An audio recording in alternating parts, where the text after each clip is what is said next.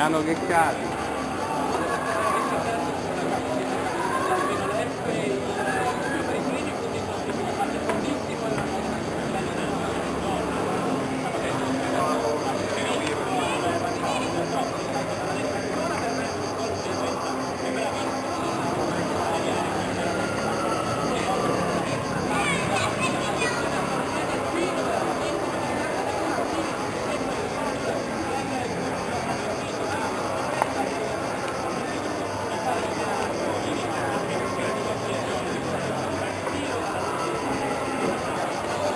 Donc nous sommes avec Gabriele Adinolfi à Rome pour la fête nationale du mouvement Casa Pound Italia. Donc Gabriele, est-ce que tu peux nous expliquer la raison de ta présence ici parmi ces jeunes, et parmi un mouvement qui est un mouvement de jeunesse qui se développe de plus en plus à Rome et en Italie? Oui, depuis 2 jours, je suis très attentivement la Casa Pound, que je trouve la chose la plus intéressante qui existe dans le monde juvénile et pas seulement juvénile en Italie. Et je suis là parce que j'y suis tout le temps et chaque fois, et en plus, bon, aujourd'hui, je ferai partie d'un débat, je participerai à un débat sur les désastres économiques et politiques qui sont réservés à l'Italie depuis quelques mois. D'accord. Et est-ce que donc depuis plusieurs années tu es présent avec ce mouvement? Est-ce qu'on peut dire que tu as un peu un rôle d'orientation ou de stratégie? Quel est exactement ton... Ça ne serait pas tout à fait exact. Disons que il y a une, comment pourrais-je dire, il y a une empathie, une très forte empathie, et que, bon, évidemment, chaque fois qu'on me demande un conseil, je suis bien content de le donner, ce qui ne veut pas dire qu'il sera suivi, hein. Et très souvent, ce n'est pas nécessairement suivi, et parfois c'est même mieux qu'il ne le soit pas. D'accord. Et est-ce que tu joues le rôle un peu d'un aîné par rapport à ton expérience politique des années 70, 80 Oui, ouais, disons plutôt les rôles d'un vieux, dans le sens que ça pourrait être chez les Peaux-Rouges, chez les Spartiates ou chez les Romains. Donc le vieux qui parle à la lumière de son expérience, et dont très souvent on pense qu'est-ce qu'il est chiant le vieux, mais que c'est toujours utile quand même pour faire réfléchir parfois quand il y a des impulsions qu'il faut quand même suivre, parce que sinon si on écouterait toujours le vieux, on aurait toujours peur de se brûler les ailes. D'accord. Et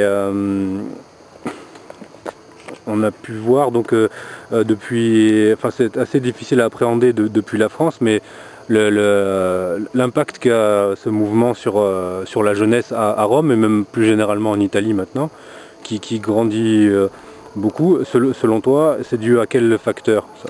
Bon, enfin, différents facteurs. Le premier, c'est que les gens qui dirigent sont authentiques, donc ils ne jouent pas une comédie. Donc en ne pas jouant une comédie, mais en vivant les choses d'une certaine manière, ça se renifle que ce n'est pas une comédie, donc les gens ont plutôt la tendance à donner confiance. Le deuxième élément, c'est qu'ils tiennent des discours sans fléchir, donc des discours, comment dirais-je, politiquement très incorrects, avec même des symboles qui sont, entre guillemets, durs à porter. Mais ils le font avec un discours sympathique, courant, populaire, qui est dans les têtes de tout le monde. Ils font grosso modo l'inverse qui ont l'attitude à faire les gens du milieu nationaliste. Les gens du milieu nationaliste ont l'attitude normalement de tenir des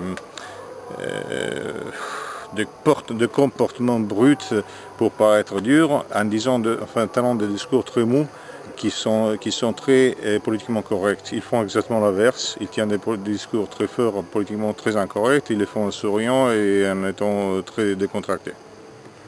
D'accord. Mais donc, parce que vu depuis la France, beaucoup considèrent que le fait de ne pas, enfin, de se revendiquer finalement, eux n'hésitent pas à se revendiquer du fascisme et de l'expérience du fascisme. Mais est-ce que c'est pas un handicap aux yeux de la population non politisée en Italie? Pas plus de ce qui pouvait être en 1860 aux revendiqués à Napoléon en France. C'est au contraire, c'est tout le contraire qu'un handicap.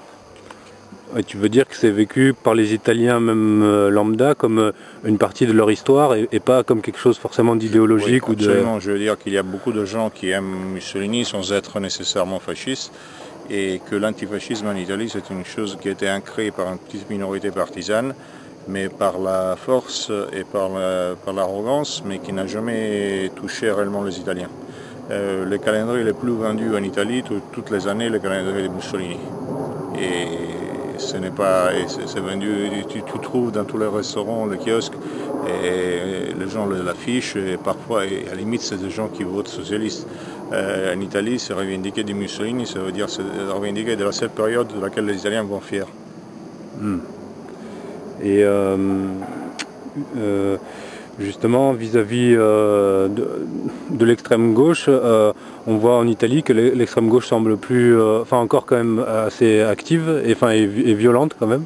Mais est-ce que ça correspond à une réalité sociologique de la population ou est-ce que ce sont des groupes isolés ou manipulés ou des choses qu'on fait monter exprès pour contrer des phénomènes comme Casa Pound? C'est un peu l'ensemble.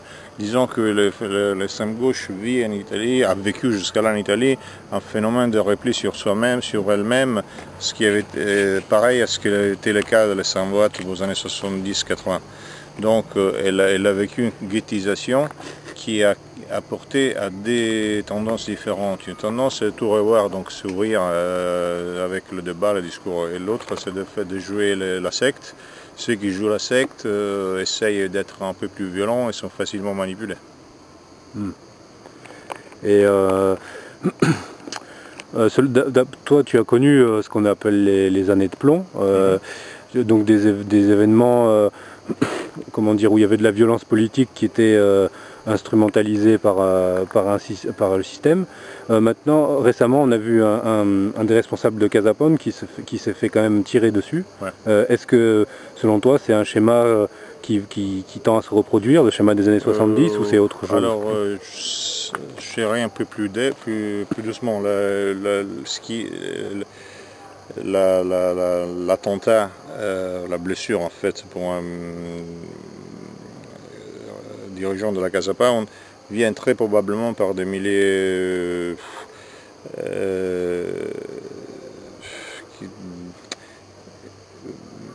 très proches du banditisme, donc c'était plutôt parce que les activités de la Casa Pound ont cassé quelques petits intérêts. L'idée de la lutte armée, aujourd'hui, je pense qu'il y a toujours des gens qui essaient de l'utiliser à niveau de manipulation. Ça peut toujours arriver. On peut toujours arriver à des attentats, celui de la Suède.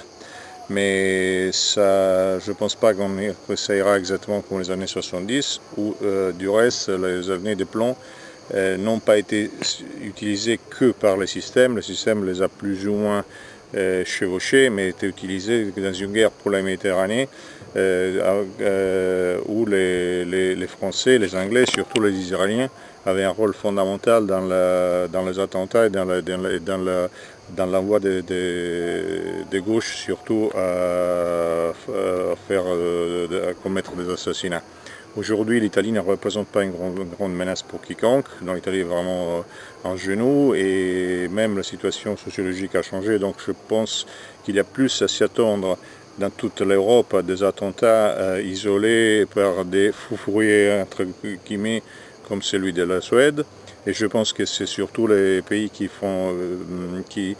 donnent des problèmes au sommet atlantiste qui risque ceci. Je pense qu'il y a plutôt la politique allemande et particulière, donc je pense qu'il y a plus de possibilités qu'il y a des attentats en Allemagne qu'en Italie.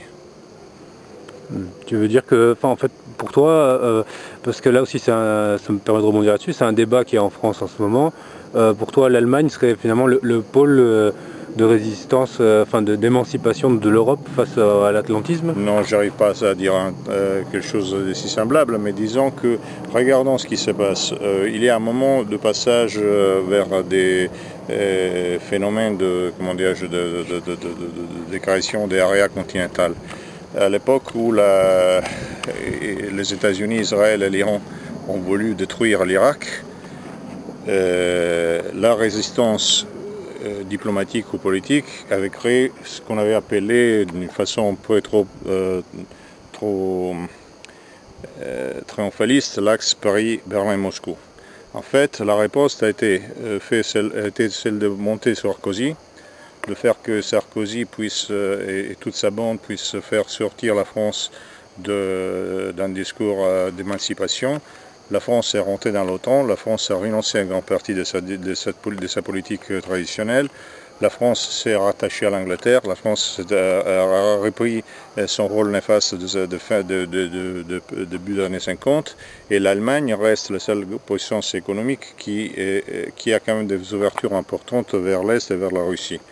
Donc s'il y a quelqu'un qui donne des problèmes d'un point de vue économique, d'un point de vue énergétique aux envahisseurs, ce sont justement les Allemands. D'accord. Et l'idée actuellement en France, il y a vraiment cette velléité de sortir de l'euro et finalement de revoir de sortir de l'Europe même, de la part de beaucoup de nationalistes. Toi, comment tu vois ça en fait? Je pense que les nationalistes n'ont toujours rien compris. C'est leur habitude, ils ne comprennent jamais rien. Ils courent toujours après les choses qui sont passées. On aurait pu discuter sur le fait de rentrer ou ne pas rentrer en l'euro. Je fais un exemple. La réserve d'or d'Italie, elle est toute dans des blindés dans les Fort Knox. Le problème de l'euro n'est pas le fait qu'il soit l'euro, le problème de l'euro est le problème qu'il n'y a aucune souveraineté politique en Europe et qu'il n'y a aucune souveraineté populaire sur la monnaie. Donc le problème fondamental c'est d'agir là-dessus. Mais d'agir là-dessus, essayons d'avoir une puissance et pas une faiblesse. Dès qu'il existe l'euro, les Américains ont été obligés de créer des guerres partout dans la planète. Parce que n'oublions pas, bon, ils ont détruit, si vous voulez, si tu veux, ils ont attaqué l'Argentine à cause du fait que l'Argentine à l'époque voulait faire ce change en euros. Tout de suite avant le 11 septembre, les gens de l'Arabie Saoudite voulaient passer la moitié des réserves qu'il y avait aux États-Unis, la voulaient passer en Europe. Saddam comme Kadhafi ont cherché de changer le pétrole en euros. Donc dans tout ce qu'on peut dire, l'euro, avec tous les défauts qu'il a, c'est une arme potentielle. Ne pas avoir l'euro signifie se tirer une balle dans la tranche. Et est-ce qu'on pourrait envisager, parce que certains disent que l'euro va exploser, et qu'à ce moment-là, on reviendra forcément à autre chose, quoi. Est-ce qu'à ce moment-là, on revient à des monnaies nationales, d'après toi, ou les deux, des monnaies nationales plus une monnaie européenne? Ça, il y a un fort débat parmi tous les experts, et tous les experts sont magnifiques, parce que jamais un expert n'a prédit les choses qui arrivera réellement, surtout en économie. Je suis moins qu'un expert, je ne sais pas à quoi ça arrivera, à quoi on arrivera réellement. Simplement, j'insiste par dire que une économie, une monnaie nationale d'un petit pays, ou même la France est un petit pays, ne rêvons pas, une monnaie nationale d'un petit pays est forte seulement dans le cas où ce petit pays est suffisant à lui-même. Et pour être suffisant à lui-même, il ne doit pas consommer. Alors, est-ce que les Français sont disposés, surtout les nationalistes, à ne pas avoir de téléphone portable, à ne pas aller en Internet, à ne pas aller en vacances? Alors, ils peuvent prendre le franc ou quoi que ce soit. Si par contre, ils essayent de garder un minimum de leur consommation et de leur style de vie et espérer d'obtenir un minimum d'émancipation, il faut aller avant et pas en arrière.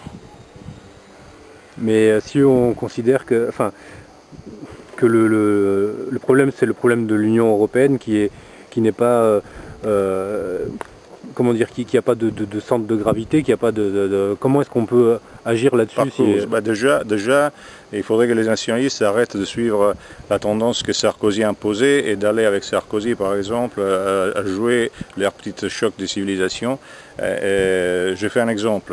Je sais qu'ils sont justement préoccupés par l'immigration en France. Moi, je suis aussi. Ils pensent, les nationalistes, de changer, de faire passer leur discours à limite raciste, parce que ce n'est pas nécessairement un terme négatif, ça dépend comment il est vécu, par des discours qui n'ont rien à voir style la menace islamique. Bon, donc ils acceptent exactement le discours qui a été battu par la Maison Blanche. Et ils se trouvent à faire quoi? Parce que regardons quels sont les effets. Regardons quel pays ont été attaqués il y a quelques mois, d'une manière ou de l'autre. La Tunisie et la Libye, c'était les pays qui avaient empêché l'immigration en Europe. On a fait tomber le gouvernement qui arrêtait l'immigration vers l'Europe. On a arrêté les pays, on a attaqué les pays qui faisaient une politique africaine en Afrique. Regardez les pays qu'on va attaquer, la Syrie par exemple.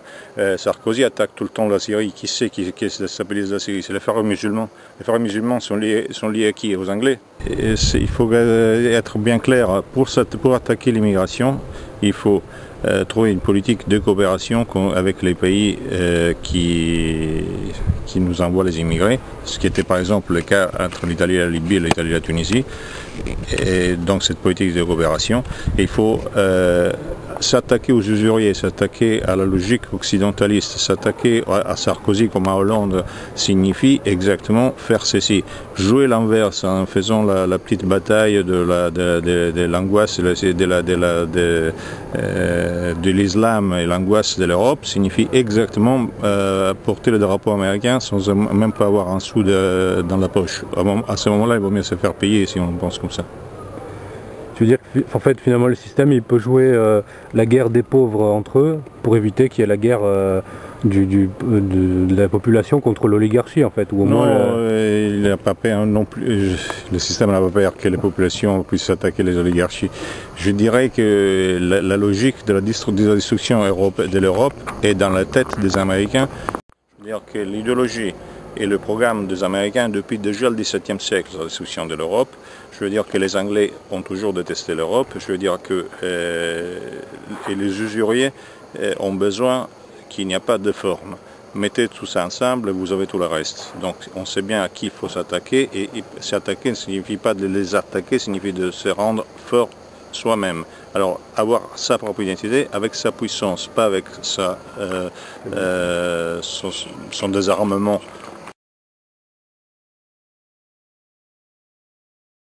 Attaqué comme toujours par le vainqueur de la Deuxième Guerre mondiale, donc il est attaqué par les puissances qui ont donné la chair à canon aux usuriers. L'Europe est attaquée par les usuriers et ce n'est pas en appuyant les usuriers et leur discours qu'on saura quelque chose. Il faudrait répartir par exemple ce qui était très faible, je suis pleinement d'accord, mais avec la dynamique de Paris, Berlin, Moscou, le midi qui pourrait être tenu par Rome et Madrid. Mais là, on fait la politique inverse et c'est surtout les nationalistes qui applaudissent cette politique suicidaire. C'est étonnant que dans différents pays, il y a plus de nationalisme, plus de liberté dans la tête chez les socialistes que chez les nationalistes. Donc dans cette perspective de choc des civilisations qui est entretenue, mais tu penses pas que, parce que c'est un peu le scénario que se font certains, que finalement, à force d'utiliser l'immigration et la tiers-mondisation de l'Europe, d'une certaine manière, l'oligarchie risque pas d'allumer un incendie qu'elle ne maîtrisera plus. Et c'est ce que disent certains nationalistes, qui disent finalement le fait d'aller presque à la confrontation civile, ça peut être un moyen de s'emparer des rouages, de s'emparer de certains leviers de commande en fait. Nos ancêtres disaient que l'histoire est la maîtresse de la vie. Il suffit de regarder ce qui est arrivé aux États-Unis et au Brésil pour se rendre compte que ces discours ne tiennent pas debout, même pas une seconde. Ce qu'il faut faire, c'est bien autre chose. C'est déjà avoir une fierté complète avoir une volonté de puissance avec une culture et une identité, faire d'enfants, essayer de reconquérir une puissance et une logique européenne et défendre l'Europe, non seulement par des alliances à l'Est, mais aussi la défendre à Damas, par exemple. Parce que c'est là où elle risque de mourir, comme elle a risqué de mourir à Bagdad.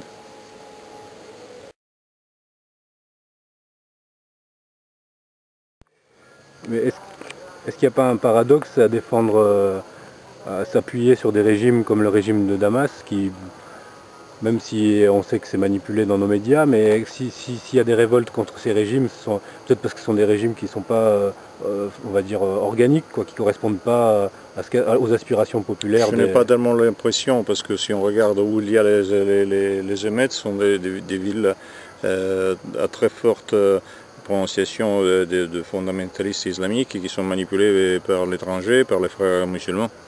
Je n'ai pas du tout cette impression. Regardez ce qui est passé en Irak. L'Irak, pour le déstabiliser, il a fallu plusieurs guerres. Les gens ont soutenu Saddam, et regardez ce qui passe en Libye. En Libye, il faut envoyer les assassins de tous les pays occidentaux, bombarder tout ça, et malgré ça, ils n'arrivent pas à réduire la Libye parce que les Libyens sont plutôt du côté Kadhafi. Moi, je considère très bien le régime de Damas, pas bien du tout le régime de Tripoli, mais c'est pas la question. Marine Le Pen a bien remarqué qu'il n'y a que les pays laïcs qui sont déstabilisés, et qui sont déstabilisés. Ils sont déstabilisés non pas par les moullas ou par les imams, ils sont déstabilisés par les biais des fondamentalistes islamiques, par les Israéliens, par les Américains, par les Anglais, qui jouent exactement avec les islamiques aujourd'hui la même carte qu'ils ont joué il y a 20 ans, 30 ans avec les gauches. Ils les utilisent absolument pour créer des guerres civiles, des tensions anti-européennes, alors que dans le même chemin, aujourd'hui, ils sont alliés de la Chine, comme à l'époque, ils étaient de la Russie.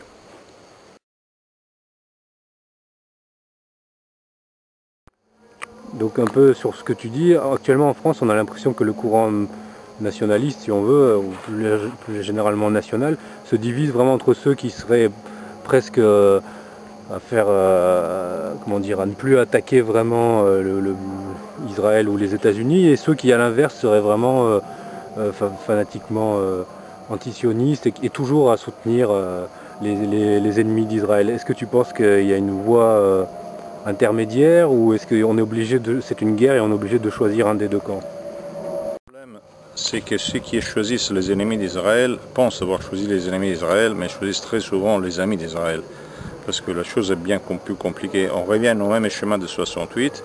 Il y a ceux qui ne pensaient qu'il n'avait que peur de communistes, et contre le communisme, ça serait disposé d'aller avec la banque Rothschild, et qui, par contre les banques Rothschild, étaient disposés de soutenir même les communistes, sans savoir que les communistes dont ils voulaient disposer étaient payés par la banque Rothschild.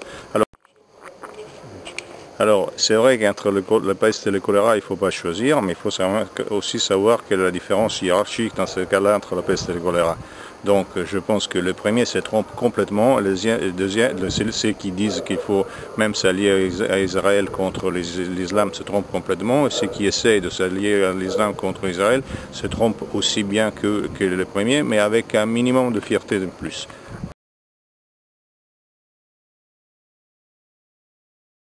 Ce sont surtout les systèmes comme le système Baas, le système Baath, le système de Nasser, le système d'Atatürk, ce sont ces genres de systèmes qui ont toujours été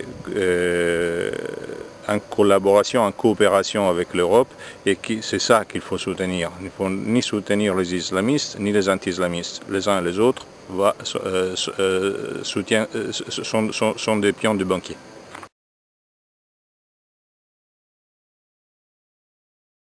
Léon Degrelle chrétienne est la même chose de l'Union chrétienne liée à Beyrouth, par exemple. Je pense que ça ne puisse pas tenir debout. Alors l'idée, le fantasme de voir cet islam conquérant comme cité unie, alors qu'il y a plusieurs centrales qui se font la guerre entre elles, entre autres, c'est un fantasme qui sert simplement à cacher l'impuissance de s'attaquer à l'immigration en tant que telle, et qui sert, selon certaines logiques, à contourner les lois qui empêchent de dire les choses telles qu'elles sont.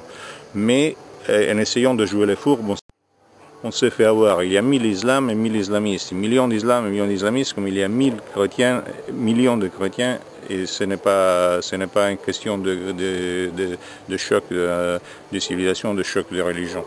Il y a des fanatiques, des imbéciles, il y a des fondamentalistes de tout genre, marxistes, libéraux, islamistes, catholiques, et alors, ça c'est une question de psychopathie, mais c'est autre chose.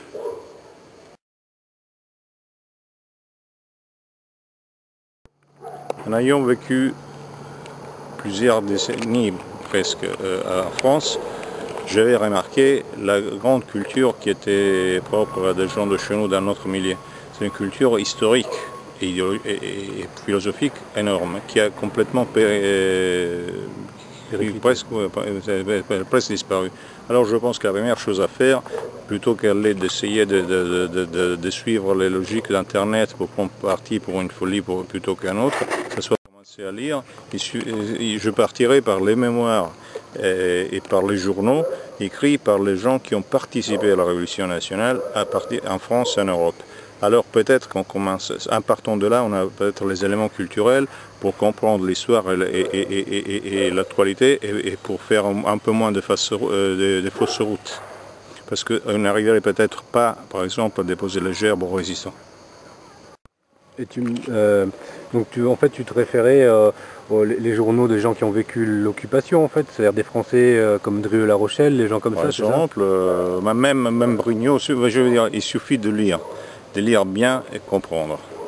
On a tous les éléments, mais il faut lire les choses écrites au même moment, parce que quand les gens écrivent leur mémoire 15-20 ans après, c'est pas la même chose. Donc plutôt les journaux politiques, par exemple, enfin les journaux les journaux comme journal. Oui, le journal, pas les quotidiens. Oui, voilà, le journal qu'ils écrivaient de manière quotidienne, mais qui est comme le journal, comment dire, de Drieux-La Rochelle, qui est plein d'éléments politiques ou de choses comme ça, en fait. Ouais, absolument. D'accord.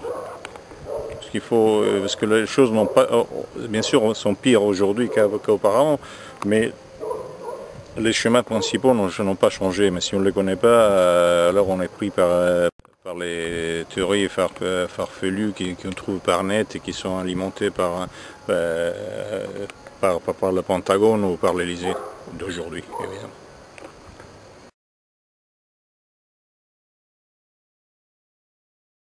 Donc pour toi, parce que c'est souvent présenté comme une stratégie de normalisation, le fait maintenant chez les nationalistes de se revendiquer du gaullisme, puisque finalement c'est le dernier moment de fierté nationale, et en fait l'histoire contemporaine de la France, elle s'ancre dans cette mythologie nationale de la résistance. Oui, donc les gaullistes, vous parlez de ceux qui ont laissé tomber l'Algérie. C'est un peu bizarre pour les nationalistes. Moi, si on considère que ce sont des combats, enfin comment dire, qu'il faut parler à l'ensemble de la population, bon, l'Algérie française, ça a été une tragédie pour une partie de la population, mais en même temps, De Gaulle représente le dernier moment de non-alignement de la France aussi, quoi. Je suis tout à fait d'accord, mais j'ai l'impression que le non-alignement de la France était un non-alignement vis-à-vis de l'Angleterre et des États-Unis. Et aujourd'hui, les nationalistes soutiennent donc, grosso modo l'alliance. Donc il prend de Gaulle qu'est-ce qui était le pire de Gaulle en rejetant le mieux. Mais si, on va dire dans l'inconscient collectif français, les résistants, les maquisards représentent justement la résistance des Français à une invasion et à une soumission. Est-ce que c'est pas une bonne chose de reprendre ça à son compte plutôt que de laisser ça aux ennemis ou à des gens qui en font un usage Vu que les résistants ont choisi les mauvais, parce que la France a été détruite par les résultats de la victoire, a été détruite par les vainqueurs de la Deuxième Guerre mondiale et pas par les perdants de la Deuxième Guerre mondiale, qui avaient laissé beaucoup plus d'espace à la France. Bon, je pense que c'est quand même une tromperie. Cela dit, je crois qu'on peut accepter qu'il y a eu des résistants qui se sont trompés tout en ayant un bon sens. Alors à ce moment-là, on peut être magnanime, mais on est magnanime quand on est fort. Donc on pourrait aller un jour, quand on sera fort avec les Allemands, à quelques résistants qui s'étaient égarés. Ah bon, ça n'a aucun sens. J'imagine, les nationalistes parlent toujours d'invasion maghrébine, parce que par exemple, ils oublient toujours les Chinois, ou ils oublient toujours les autres Européens, ils oublient les chrétiens. Donc pour eux, ce sont les Arabes et les islamistes. Bon, je me souviens d'un film de l'époque de Vichy, où il y avait on voyait défiler les Allemands sous l'Arc de Triomphe avec le commentaire, c'était voici les barbares, et après, qui tapaient sur leurs casques en jouant du tam-tam, et voici ce que la France a choisi pour défendre sa civilisation. Donc je trouve que c'est quand même illogique d'essayer de s'opposer à cette invasion, si on le considère comme ça, par les gens qui ont appuyé cette invasion depuis toujours.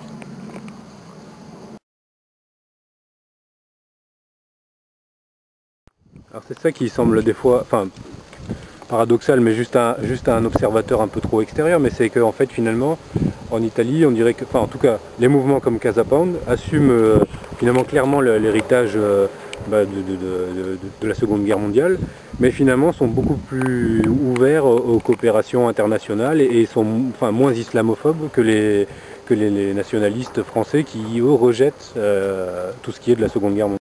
C'est parce que il paraît évident que l'attaque psychologique en France était forte et aussi que les gens se sont pliés plus facilement. Ça, malheureusement, c'est le cas. Les gens, tu veux dire en le France? Peuple? Non, on parlait des nationalistes. Ah oui, le peuple, je pense qu'il est beaucoup moins stupide que le nôtre d'habitude, dans n'importe quelle partie du monde. Plus fourbe peut-être, mais il est beaucoup moins stupide quand même. Mais maintenant, le problème, c'est aussi que les derniers nationalistes qui assument cet héritage, ils sont enfermés dans une sorte de folklore sectaire, voire vraiment limite presque morbide quand même, quoi. Enfin, oui, ben, ça c'est le problème, parce qu'ils le font mal. Ce que je disais auparavant,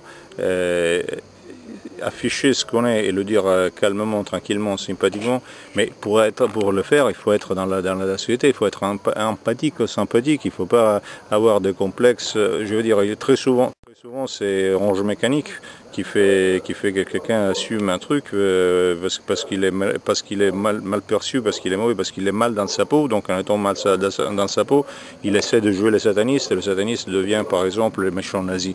C'est tout un truc qui part de loin.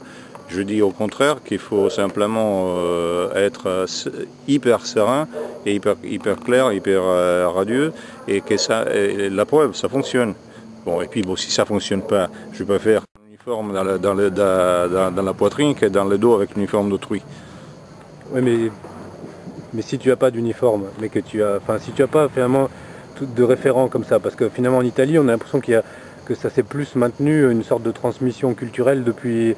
Enfin, dès l'après-guerre, il y avait la suite, il y avait des mouvements d'opposition qui étaient fascistes. Bien après, il y a eu un mai 68 néo-fasciste. Après, il y a eu les années de plomb. Ensuite, ça s'est toujours adapté. Alors qu'en France, on a l'impression que depuis longtemps, il y a plus cette transmission-là. Et quand s'il y a eu transmission, c'est un petit peu une transmission presque limite de pathologie ou de. Oui, pas toujours, mais enfin très souvent, bien sûr. Bien sûr. Mais là, c'est la question de comment les choses ont été vécues, pas des choses en soi. Mais à la limite, si on ne peut pas prendre un uniforme, on devient anarque. Alors, c'est une bonne chose. Mais aller comme troupe de complément dans l'armée d'invasion, essayer d'obtenir un minimum d'espace, peut-être pour devenir brigadier dans l'armée d'occupation, ça ne m'intéresse pas. Donc je veux dire, si je dois tenir un uniforme, je ne tiens pas celle de l'ennemi.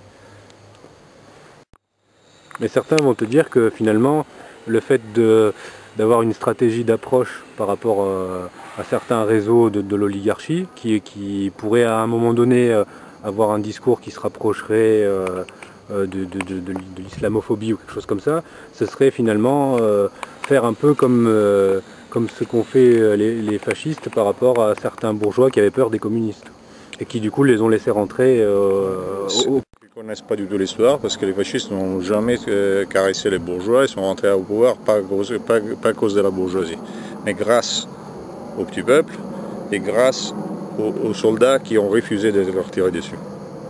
Les bourgeois étaient plutôt parce que pour la signature de l'état de siège, ils ne voulaient pas un mouvement fort au pouvoir. Donc, Et de toute façon, on parle d'un moment particulier, c'est un moment où il y avait un vide de pouvoir. Il y avait un vide de pouvoir en Allemagne, il y avait un vide de pouvoir en Italie, c'était une période particulière. Aujourd'hui, il y a un vide d'État.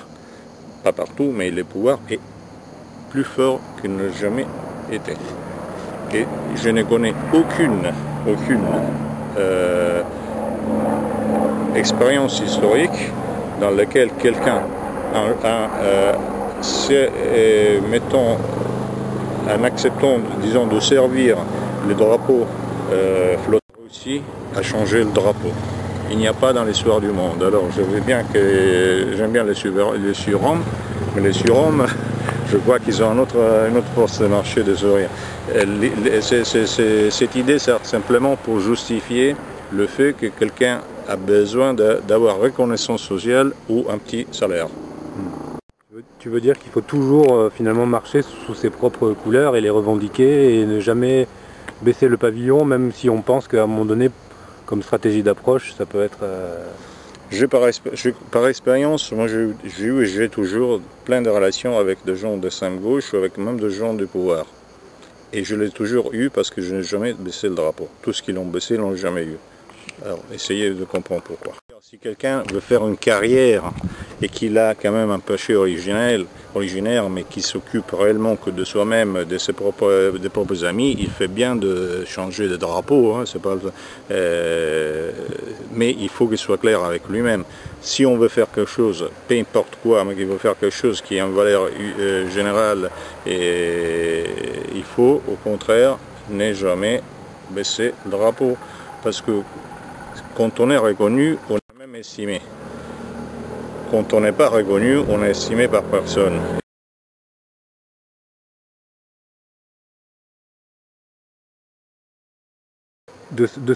Finalement de cet exemple italien de Casa Pound, pour nous Français, toi qui as vécu en France, forcé par l'exil politique, qu'est-ce qui selon toi est actualisable et applicable et qu'est-ce qui... Je crois que presque rien est applicable de la Casa Pound en France, pour une raison tout à fait simple, c'est que la Casa Pound a débuté par des gens dont pratiquement personne n'était bourgeois.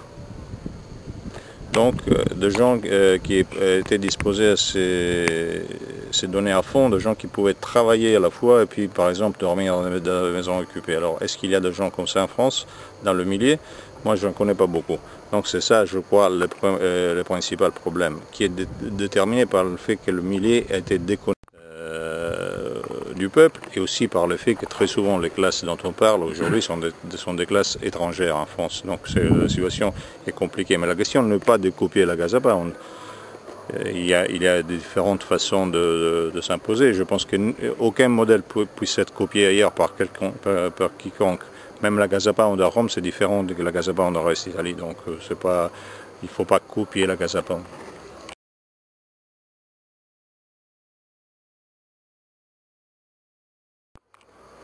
Dans cette idée, ce que je voulais dire, c'est que les militants de Casa Pound se prétendent ouvertement fascistes du 3e millénaire. Donc dans cette idée finalement de garder le contenu, même si la forme change en fait. De quoi pourrait-on se réclamer en France finalement Ils ont commencé à se réclamer de que les gens ont demandé ce qu'ils étaient. Et pour demander ce qu'ils étaient, ils se sont fait remarquer. Donc d'abord, c'est une question d'abord d'action et après de définition.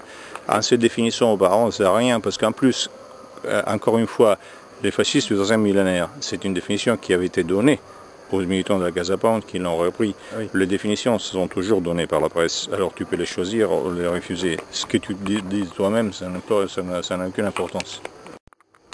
Oui, tu veux dire qu'en fait ils ont commencé leurs actions et là ils ont été accusés par la presse d'être les fascistes du 3e millénaire. Et eux ils ont retourné l'accusation comme quelque chose de qualitatif et de... Absolument.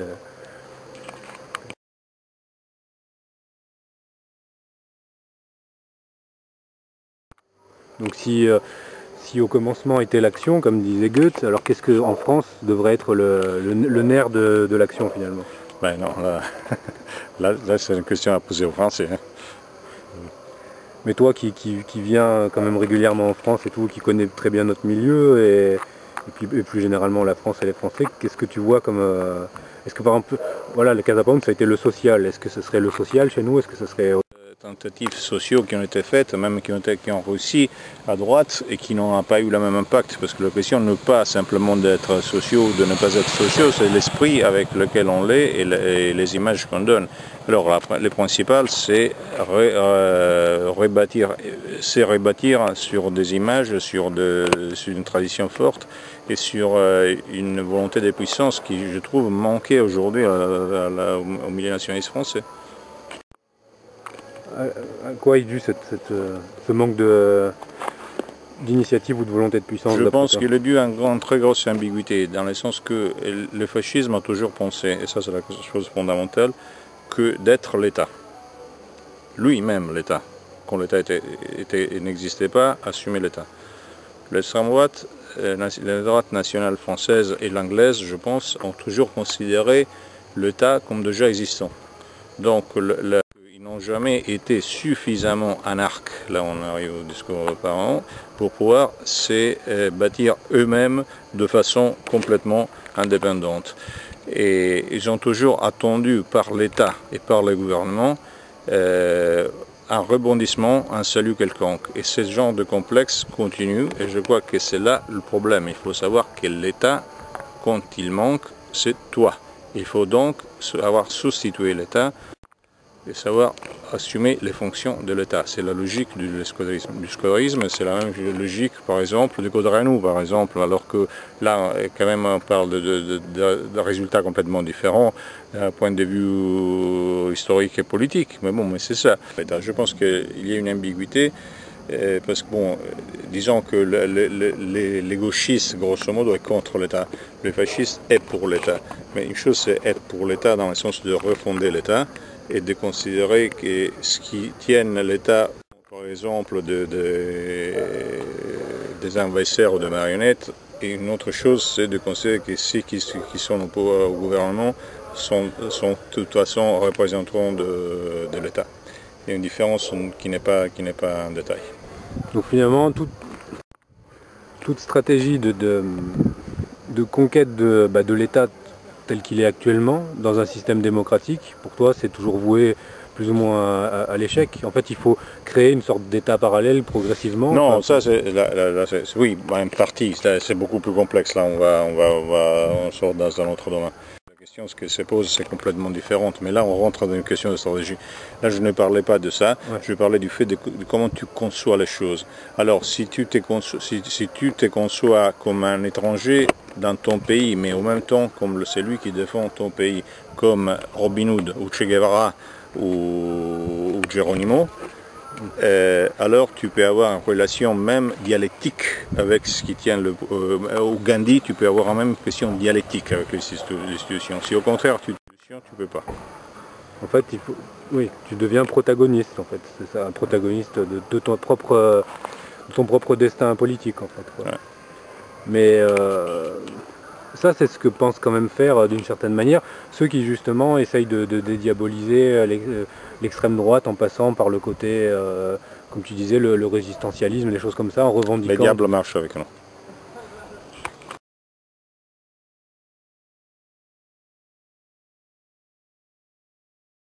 En France, on a l'impression qu'il n'y a que deux choses qui existent, soit un parti qui occupe tout l'espace politique dans nos idées, c'est le Front National, soit des groupuscules, mais qui arrivent difficilement à se transformer en réseau d'acteurs alternatifs. Quoi. Ce qui me fait sourire, parce que si on considère qu'ils sont les principaux sujets politiques en Chine, en Allemagne, aux États-Unis et en Angleterre, ce sont les think tanks. Qui avait commencé à créer, à embaucher quelque chose qui pourrait être un think tank, on parle du Grèce, il y a 40 ans et quelques, et aujourd'hui on se pose, le Grèce je pense qu'il n'existe, je ne sais même pas s'il existe en tant que tel, et passé tout un moment où il y a eu quand même une force qui, il ne faut pas oublier, a aussi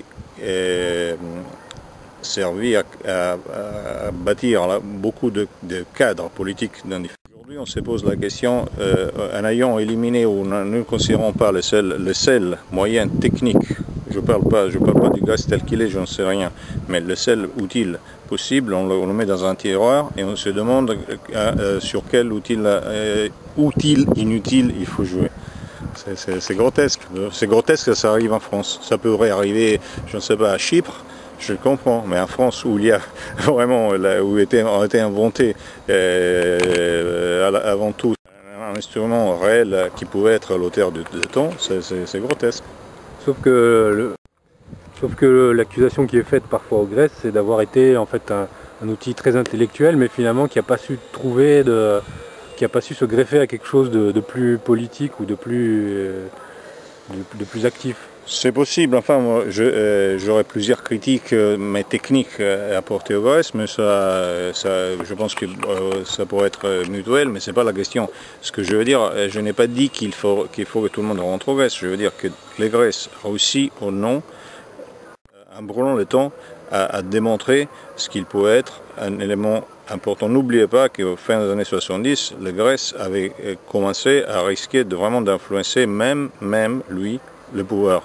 Et qu'il y a eu une force, une attaque, entre guillemets, militaire en tous les sens pour l'empêcher. Ce qui signifiait quand même que l'instrument était valable. Alors on parlait de l'instrument, je ne sais pas maintenant comment il a été utilisé, par qui, je ne vais pas rentrer dans ça. Se demander quel instrument valable en 1940 est préférable aujourd'hui, c'est une question qui me, je veux dire, un groupuscule, ça peut être sympathique pour aller boire des bières et casser un ami quand on est ivre, et un parti ça peut être très sympathique si on veut faire de la carrière, on n'est pas capable de gérer un magasin, c'est tout.